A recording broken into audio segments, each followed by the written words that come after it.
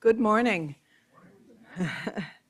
I was also going to welcome Michael, and it's great to have you here. And also Barry. Where's Barry? All the way from South Africa. And there may be other newcomers today. So I hope what I summarize will help you get caught up. So I was given my homework, and I'll try to do justice to what I think we would all agree was a very successful day one. I think we were all engaged. I think the presentations and discussions were stimulating. And I think we all agreed that this was in large part because we were a diverse group.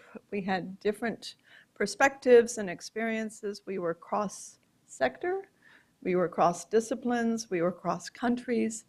And so we all had something to learn, and we all had something to contribute. And I think it was really a very good day. So let me try to do some justice to the rich discussion. First of all, I think there was a broad consensus around several points. The first being who we are talking about, the informal workforce, and especially the working poor in the informal workforce. I think there was a broad consensus why we are concerned. The size and significance of the informal workforce, the fact that it's not going away. We had the interesting data from Latin America that it had remained at around 51% of non-ag employment from the early 90s until now. Although we also had, that was presented by Oriel, we also had Vilma telling us that it's actually declined in Brazil, so variation within that region. We also recognize that it's the place where most of the working poor are engaged. And Peter raised the issue that it has another value to us. It challenges our assumptions and it challenges our models, because the models were that we would have modern industrial growth and formal wage employment, and the traditional informal economy would sort of wither and die along the way, and that's not what happened. And I think we agreed that it's not just that that process has slower or been delayed, but it's probably not going to happen everywhere in the world.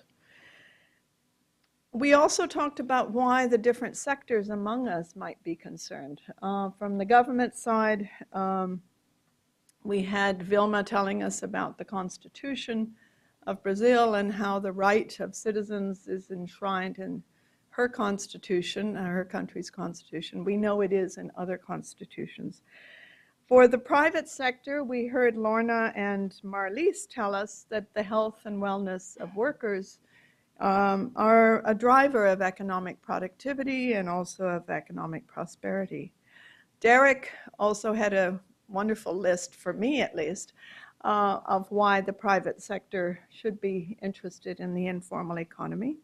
Part of that was a reputational risk if you don't pay attention to the informal workforce. The other was that they represent a pool of future employees. They're a consumer base, and a site of what he called reverse innovation, if I got it right.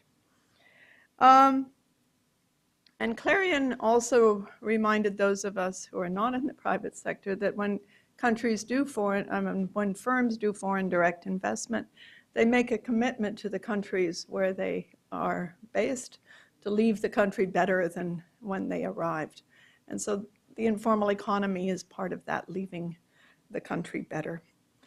We also had a broad consensus about the three dimensions of universal health coverage.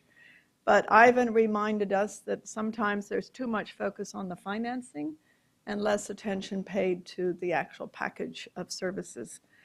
And we recognize that occupational health and safety is an important related issue, but needed to be treated somewhat separately so we could get ourselves clear about universal health coverage.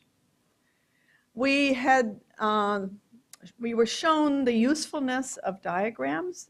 If you remember the first keynote address, Bob had a diagram about the informal sector, informal employment, which captured the different parts of it very well. And he also was the first to introduce the cube, the Universal Healthcare Coverage Cube. But we were also reminded by Mirai of the importance of the human face in these discussions. And so we had the pictures of Raji Ben picking cotton and Fatima Ben making kites. And for me, the stunning fact about Fatima Ben was that she makes 1,000 kites sitting on the floor. She earns $2 a day, and $2 a day puts her above the poverty line for India. And so she doesn't qualify for some of the things that she might be entitled to. And then we turn to the hard task of really understanding universal health coverage. And we thought it was important to start with aspirations and guiding principles. So we had the 10 principles of the Indian Commission on Universal Health Coverage that Mirai shared. We had the broad aspirational definition that Peter shared, and then moved on to more pragmatic definitions. And Mirai reminded us that it's all about the struggle for social justice and for equality, that it's not a separate technical service delivery field. And then we decided to become more pragmatic. David kept telling us how to get to where we want to be, who should do what. He kept asking these pragmatic questions. And we discussed different roles for governments and private sector and civil society. And I think Peter had a line that I think is important to keep in mind, which is that we're on a road to universal health coverage. And we can't get from what is to what should be just with a turning of a switch. And that we need to be pragmatic and move incrementally along the road to universal health coverage. We were also challenged by Victor and others to be innovative. And so e-health and m-health were mentioned. The model of home-based care for HIV/AIDS patients from Zambia was commended. But then Mirai cautioned us. She says, don't forget old-fashioned technology. What about just painting on the walls of a clinic all the services that are free that people are entitled to, so they know they can come in and have those services? And she also reminded us that it's really, technical fixes are great, but they don't do the whole job, because we do need a very integrated, holistic approach. We recognized that there were significant barriers to access. Oriel had a nice dichotomy. There are barriers related to the employment and its conditions, informal employment, and there are barriers related to the health system itself. And we talked about, and Bob also had, I think, a very useful set of barriers, partly from the side perspective of the providers. And then we had the discussion on the lack of necessary data, and the fact that the employment data comes out of one set of surveys, national surveys, and the health and demographic data comes out of the other, and you can't always have a linked sample, and it makes hard to do the kind of analysis that we need. But we also recognize that there are promising examples, and we were given, I think, a very useful typology of models by Ivan, which I think at some point we might flash up again because it went by quickly, but it was sort of a typology of the mix and matches of different approaches for both financing and provision. And then we had the description of different models. We had part one of the country experiences, and we had Vilma in Brazil, and Karen for Zambia, and Orapan for Thailand. And we'll have another session just now, which will have Somsak from Thailand, Barry from South Africa, and Mirai about, not India so much, about her own organization and its work.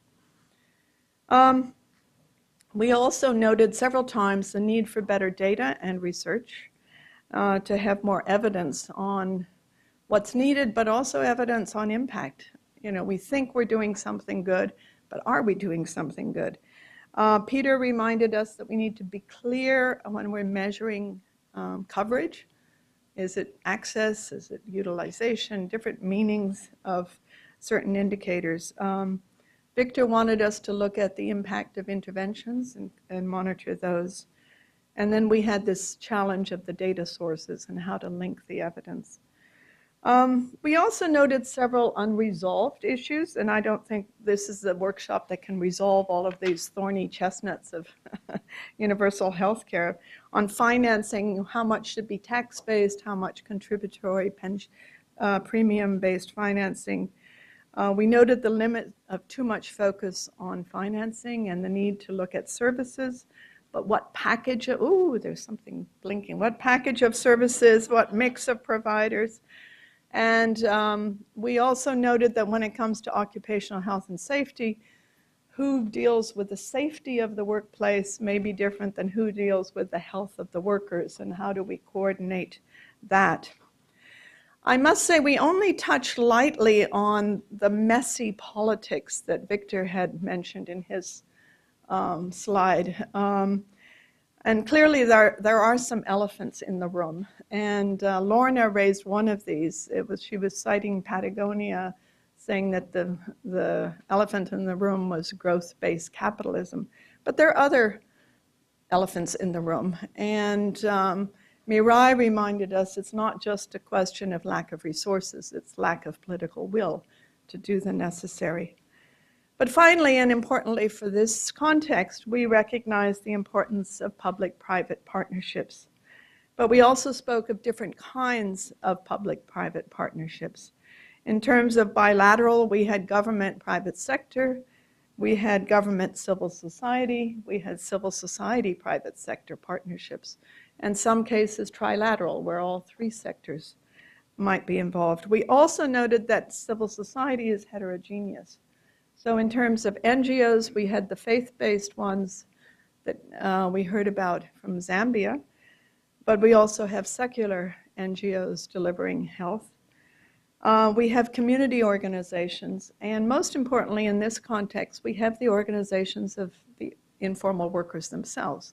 They may be trade unions like SEWA, but also co-ops and also associations.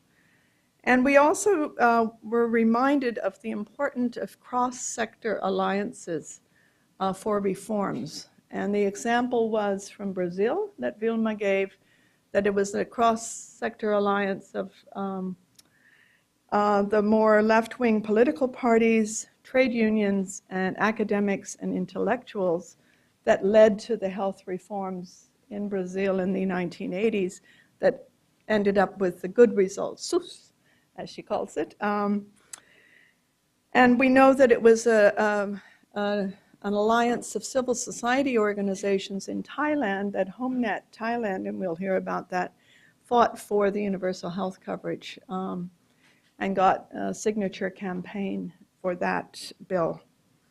So, turning to today, we'll have part 2 panel on country experiences, and we'll hear again from Thailand and South Africa and India. And then we'll have 2 panels on occupational health and safety. Of course, OHS has come in already, but the panels were separated theoretically by UHC and then OHS. And then there's a closing panel on the way forward. So I think the challenge for all of us today is to really think during the day any creative ideas we have for public-private partnerships going forward around this issue.